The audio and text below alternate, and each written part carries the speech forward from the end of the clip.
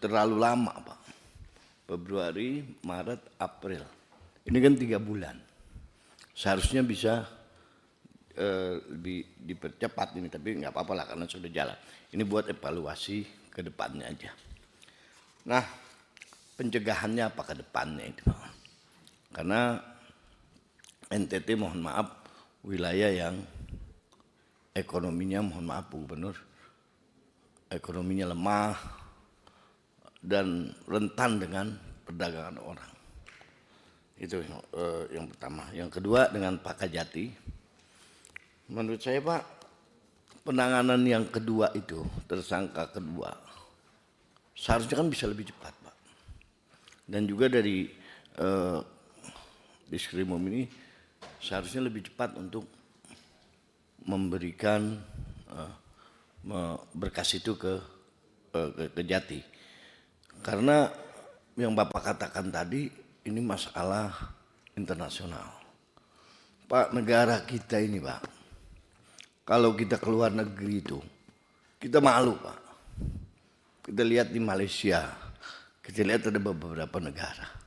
Kalau kita masih punya hati, kita masih cinta sama negara ini, kita lihat hari ini negara kita lagi kejadian seperti ini malu Pak. Bagaimana banyak di Malaysia, mohon maaf agak melenceng sedikit ini, bagaimana kita di Malaysia dilecehkan, di Timur Tengah itu di Saudi dilecehkan. Ini kan malu Pak kita sebagai warga negara Pak. Tidak punya kehormatan.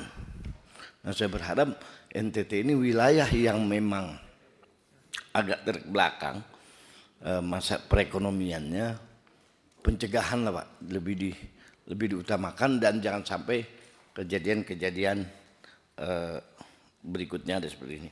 Dan saya minta Pak Kajati itu penanganan yang tersangka kedua itu agak dipercepat. Makasih Pak. Sebelum ke rekan anggota Komisi 3 yang lain, mungkin rekan-rekan dari Komisi 13 ada yang disampaikan? Ya, silakan. Terima kasih pimpinan. Ya.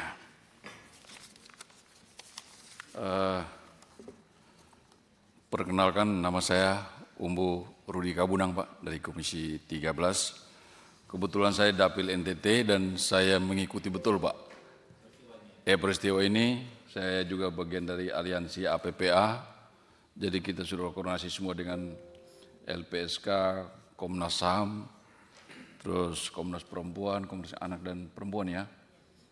Jadi saya sudah menemui korban yang usia 5 tahun saat kejadian itu, usia 13-14 tahun, dan saya sudah interview semua. Jadi yang saya mau dari hasil interview tersebut, saya juga ini advokat Pak Ketua. Jadi saya sering menangani perkara ini, jadi sama kita membaca tentang KUHP. Pertama, mungkin saya dari awal perkara ini mencuat adanya dugaan tindak pidana pemerkosaan ya dan narkoba, Pak. Tapi saya lihat dalam perkara ini undang-undang narkobanya tidak masuk. Padahal ini ada statement dari Karo Watchprof di Propam Mabes Polri, Agus Wijanto menyatakan positif narkoba. Tetapi pasal narkoba ini hilang di sini. Bisa langsung direspon Pak, di Krimum Pak. Dengan Pak Propam kalau ada info ya. Baik, terima kasih pimpinan. Terkait dengan kasus narkoba, pada saat kami mengamankan Fajar, itu tidak ada indikasi, kami kan bergerak penyelidikan itu berdasarkan surat yang kita terima dari Hubinter Mabes Polri. Ya, dari bergerak dari itu, data yang dilampirkan dalam surat yang disertai terkait TKP dan semuanya itu tidak ada yang menyatakan terkait narkoba. Jadi sampai pada pergeseran Fajar ke Mabes Polri, kita juga tidak ada dugaan atau indikasi narkoba. Demikian. Itu masalahnya dicek nggak Pak kemarin? Waktu dicek urin nggak? Tes urin nggak? Kami tidak lakukan tes urin. Oh, yang Propam bisa dijelaskan Pak terkait narkobanya nih Pak, dugaan narkobanya. Waduh, ini udah baru pertama. Mohon izin pimpinan sidang dapat kami sampaikan di sini untuk yang kami serahkan pula pada saat itu, karena memang kami langsung serahkan ke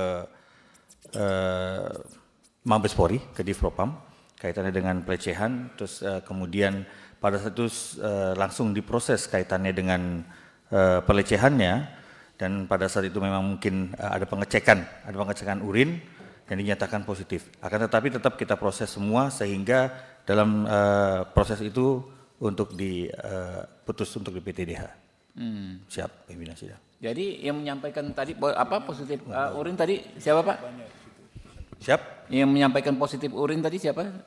Yang disebutkan yang terhormat Pak siapa Pak? Ini mengatakan positif amfetamin. Pak.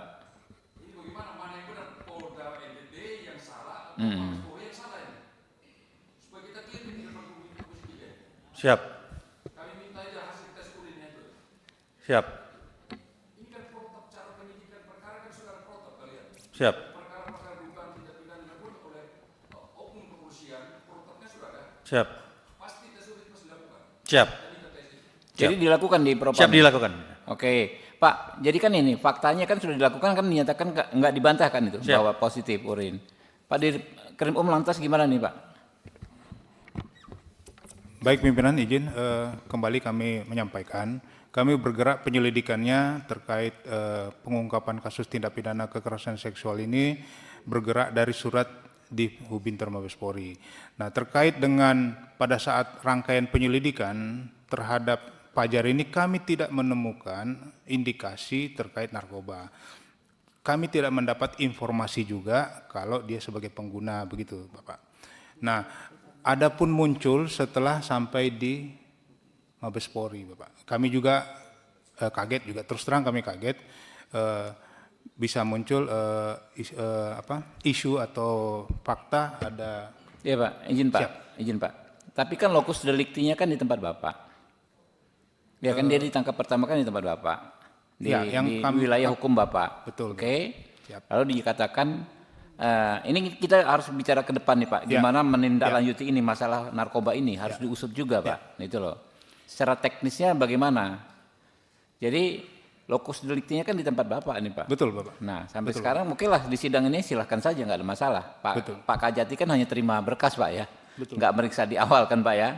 Nah tapi kalau begitu kemudian ini kita konfirmasi bahwa pernyataan tersebut diperiksa urinnya ada narkoba nggak dibantah juga, faktanya kan ada berarti kan. Nah ini kan Bapak Dirkrim Pak, teknisnya bagaimana Pak? Gitu loh supaya yang narkoba ini juga diperiksa.